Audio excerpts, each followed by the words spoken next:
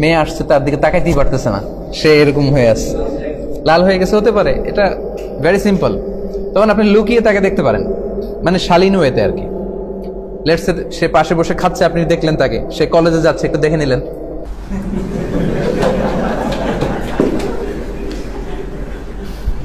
Don't take this otherwise.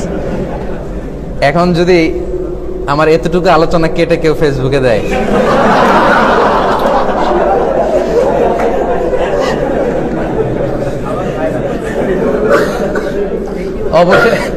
অবশেষে একই বললেন মিজানুর রহমান আছেন। কিন্তু আগে আগে যে আমি স্টেপ বাই স্টেপ আমার শ্রোতাদেরকে নিয়ে আমি আগাতে আগাতে এই পর্যায়ে আসছি, এটা কিন্তু মিসিং। সো তাহলে যদিও কথাটা শোনা যাচ্ছে কেমন যে কি কলেজে গেলে কি টিজ করতে যাবো নাকি তাকে, না, টিজিং করার জন্য তো না, সেটা হচ্ছে আপনি তাকে বিয়ে করবেন, এজন্য তাকে দেখে নেয়া, সে যাচ্ছে, হাঁটতেছে, কথা বলতেছে, হ্যাঁ, তার কথা বলা, তার চাল চলনটা আপনি দেখে নেবেন, এমন কিছু দেখে নেবেন যাতে করে তার প্রতি আপনার ফিলিংস তৈরি হয় এবং ভালোবাসতে উদ্বুদ্ধ হন এবং বিয়ে করতে আপনি ডিসাইড করতে পারেন।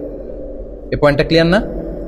দেখেন, জাবের রাদিয়াল্লাহু তাআলা আনহু আল্লাহ রাসূল সাল্লাল্লাহু আলাইহি ওয়াসাল্লামের কত কাছের সাহাবী, উনি এই হাদিস থেকে এরকমই বুঝেছেন যে আমি যেহেতু কাছে যে দেখতে পারেন, আমি দূর থেকে তাকে লুকায় লুকায় অনেকবার দেখে ভালো লাগছে, পরে বিয়ে করছে। আচ্ছা, এবার বুখারীর একটা হাদিস শুনেন, আল্লাহ রাসূল সাল্লাল্লাহু আলাইহি ওয়াসাল্লামের ঘটনা। আন সাহাল ইবনে সাআদ রাদিয়াল্লাহু আনহু আন্না ইমরাআতান জাআত, এক মেয়ে, এক মহিলা রাসূলুল্লাহ সাল্লাল্লাহু আলাইহি ওয়াসাল্লাম আল্লাহ রাসূল সাল্লাল্লাহু আলাইহি ওয়াসাল্লামের কাছে আসলো। ফাকালাত, এসে বলল, ইয়া রাসূলুল্লাহ জিইতু লি আহাবা লাকা নাফসি, আমি আমাকে আপনার জন্য ডেডিকেট করে দিলাম। প্রফিটের টাইমে নারীরা এরকম করতো, এসে বলতো, ইয়া রাসূলুল্লাহ আমি নিজেকে আপনার জন্য হেবা করলাম, ডেডিকেট করলাম, আপনি আমাকে বিয়ে করেন। তো সে যখন এসে এরকম আবেগে বলতেছে যে আমাকে বিয়ে করেন, আমি ডেডিকেট করলাম, ফানাযারা ইলাইহা রাসূলুল্লাহ, আল্লাহ রাসূল সাল্লাল্লাহু আলাইহি ওয়াসাল্লাম তার দিকে এভাবে ছিলেন, তাকালেন। ফাসাআদান নাযার, একেবারে নিচ থেকে উপরে তাকালেন, মানে তার বডি ফিটনেস বা তার গড়ন তাকে দেখে নিলেন আর কি।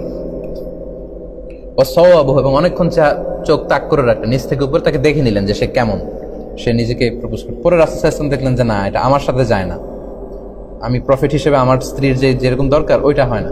তখন রাসূল সাল্লাল্লাহু আলাইহি ওয়াসাল্লাম কথা বললেন না, এই মেয়েও যায় না, এই নারী সাহাবীও যাচ্ছে না, বসে আছে, লম্বা ঘটনা। পরে আরেকজনের সাথে আবার আল্লাহ রাসূল সাল্লাল্লাহু আলাইহি ওয়াসাল্লাম বিয়ের ব্যবস্থা করে দিয়েছিলেন, নিজের জন্য রাসূল সাল্লাল্লাহু আলাইহি ওয়াসাল্লাম চয়েস করেননি এই নারীকে।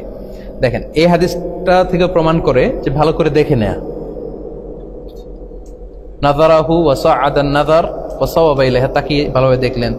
জাবের রাদিয়াল্লাহু তাআলা আনহুর লুকিয়ে লুকিয়ে তার প্রপোজড গার্লকে দেখা, এক সাহাবীকে ধমক দেয়, তুমি দেখো নাই, বিয়ে করবা, দেখে আসো, এগুলো প্রমাণ করে যে আপনি ফেস টু ফেস মিটিং করতে পারবেন। আর 2 মিনিট শেষ করতেছি।